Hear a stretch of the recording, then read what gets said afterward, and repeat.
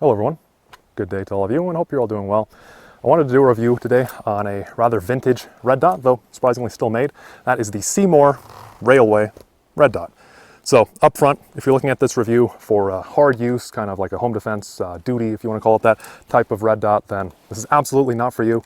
But with that being said, I actually do still like this optic quite a bit. It works really well as like a range or competition optic, but a lot of shortcomings with it as far as a more duty type of optic, which I suppose is what I'll start with. So the real biggest shortcomings I see with this are, first of all, the battery. So unlike most of your modern red dots that take either a CR2032, one of those coin type of batteries, or the AAAs or CR123s, this actually just takes a CR1, which is a really weird battery. They aren't the hardest to get. You can pick them up in some stores, you can order them online, and Seymour themselves also sell it on their site.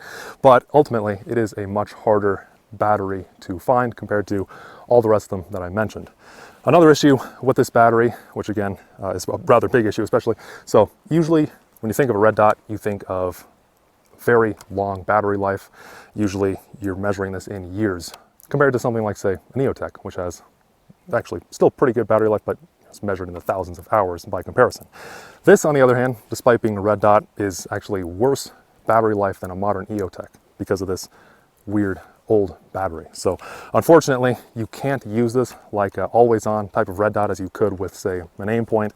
And second of all, this is actually an open emitter red dot. You can see there's the emitter right there. So one thing interesting about this red dot, they make a ton of different sizes of the dot, and you can actually experiment with this pretty easy. You don't need to buy a million different red dots to get the exact size you want. So the smallest dot they make is comparable to an aim point, so 2 MOA, that's the size that I have here, and they go actually all the way up in 2 MOA increments all the way to 12 MOA, which is a rather insanely large dot in my opinion, but if you want to mess around with it and test it for yourself, then you absolutely can.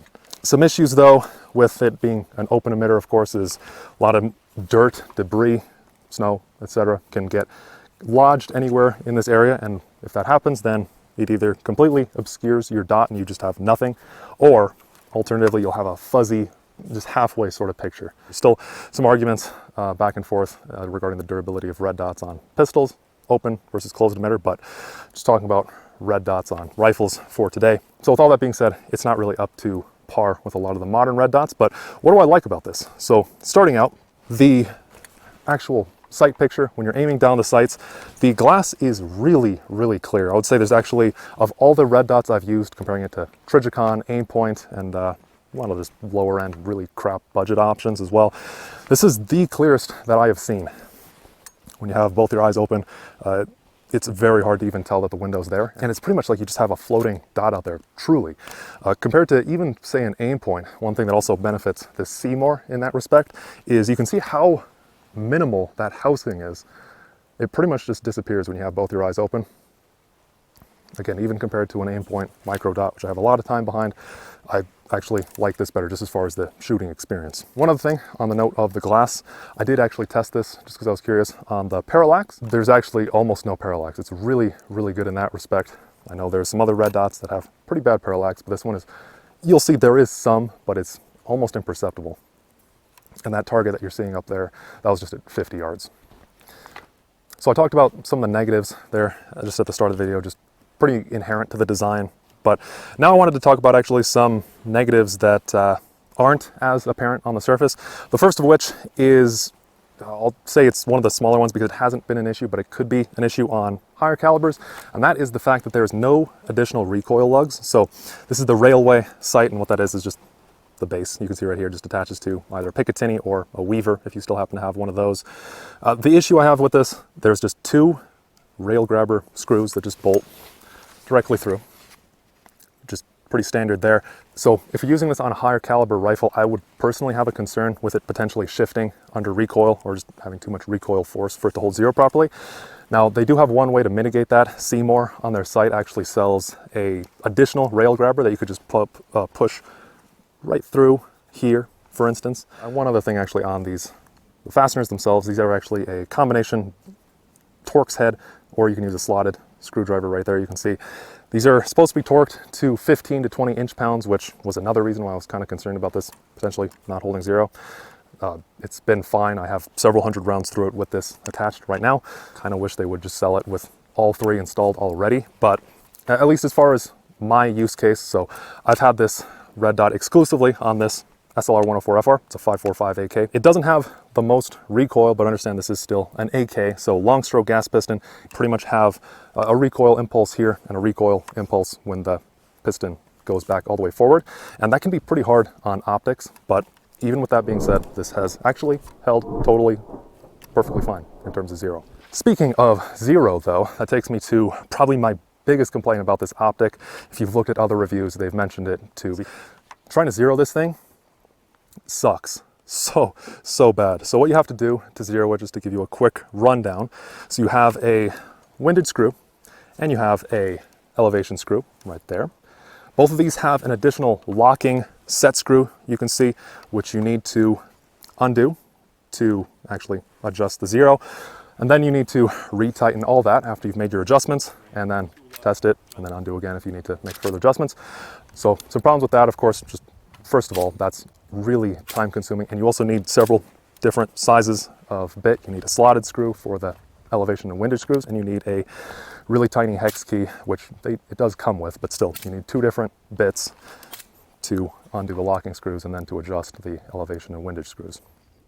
Furthermore, those elevation and windage, your actual zeroing screws, they don't actually have clicks. So unlike every single other optic that I'm aware of, every modern optic I should say, you have actual clicks. For example, usually it's 0.5 MOA, 0.1 mil, an entire MOA for some of the worst optics, but still, you have a distinct click and you know how much it's moving it either up and down.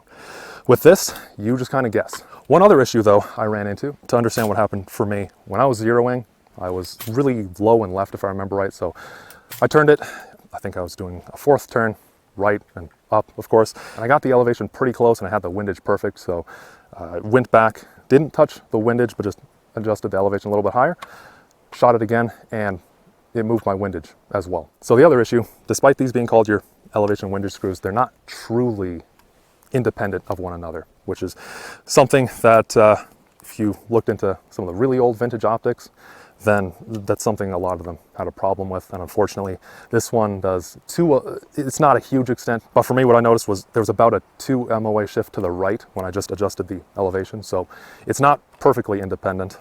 On a related note to the zero, in a somewhat roundabout way, I wanted to talk about, they make two different versions of this optic. They make a polymer body and a aluminum body. The one I bought was the aluminum body version. I've seen a lot of reviewers of this optic claim the stereotypical catchphrase that the polymer version is just as good, if not better, than the aluminum as far as durability, but I seriously doubt that. I'm just way too skeptical of the claim. I haven't seen it tested well enough for me to take the leap and get the polymer version. Some concerns I personally had was just the durability, especially in cold weather, because polymer does get a lot more brittle in the cold, and especially around here. If I want to flip the camera, it might look nice behind me. There's actually still snow everywhere, but it's cold here a lot of the time, so I didn't want to take the risk on something that's potentially going to get brittle. Now the other potential concern I have with the polymer version is you could see way more drift. Now, like I said, I can't confirm or deny whether that absolutely will happen, but I know that with a lot of polymer things, they do have more contraction compared to aluminum or just metals in general in cold versus hot weather.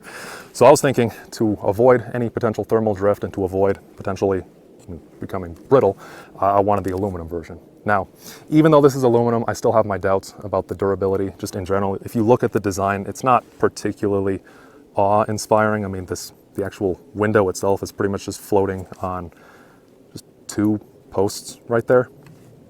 I've heard of people dropping these and them being fine, but not really something I've wanted to test. Moving now, I wanted to talk about the brightness of this optic. So I've not had any issues with it not being bright enough, even in broad daylight like now, though on that note, it also doesn't get as bright as an aim point or a Trigicon.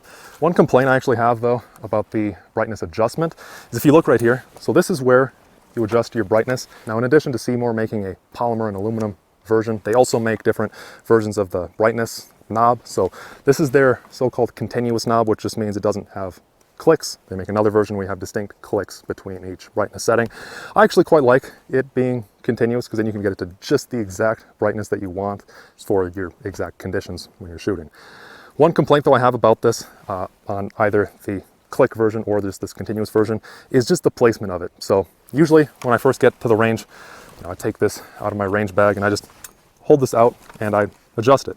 The problem with this one though is you have to actually block the entire window to turn up the brightness knob. It's pretty minor, but it's still an annoyance to look out there, say, okay, it's too bright, let me dim this a little bit, look again, move my hand, keep messing with it. I would much rather this brightness knob just be elsewhere. But if you're just looking for a budget red dot, there are, of course, much better options out there. For me, I picked up this red dot for this build because it kind of gives the Cobra red dot, the Russian red dot, sort of aesthetic, has the same sort of lines as you can see on this AK here, which is just kind of fitting. I haven't tried an actual Cobra red dot sight ever, but every review, truly 100% of the reviews I've seen have said that it's absolutely terrible. So if you're looking for something like that for an AK build and you want that aesthetic, the Seymour should be a better option. And if nothing else, it's going to be a significantly less expensive and much more easy to find option compared to an actual Cobra. Last thing, I almost did forget, I did want to touch on the height of this optic. This one is actually much closer to, say, a 1.5 or 1.54. And that's a very approximate measurement. It's kind of difficult to get the exact center, especially on a red dot, but that's what I got when I measured it, especially if you're putting this on an AR. Do understand it's going to be on the lower side. I know some people like it. Personally, I usually like higher optics. Not really an issue on a AK, since you have this offset of the dust cover, of course, but yeah, just keep that in mind. Thank you all for watching this review on the Seymour red dot. Overall, like I said, I do like it. It has a very good shooting experience with this red dot. Just do understand there are a lot of shortcomings. If you want this for more of a serious use optic, it just doesn't really have the feature set I would want as far as that's concerned. So I would look elsewhere if that's what you're looking into. Personally, just as an aside, I hope that one day Seymour does make a more modernized version of this red dot, maybe just at least with actual clicks on the elevation and windage screws, and hopefully with a different battery. But if nothing else, I just hope that at the least this video is informative and enjoyable to watch. If you have any other questions on this red dot or anything else you want to add, by all means, feel free to leave those in the comments below. Any questions, I'll always do my best to get back to you if I'm actually able to answer your question. Thanks again for watching. Take care and hope to see you all in the next one. See you then.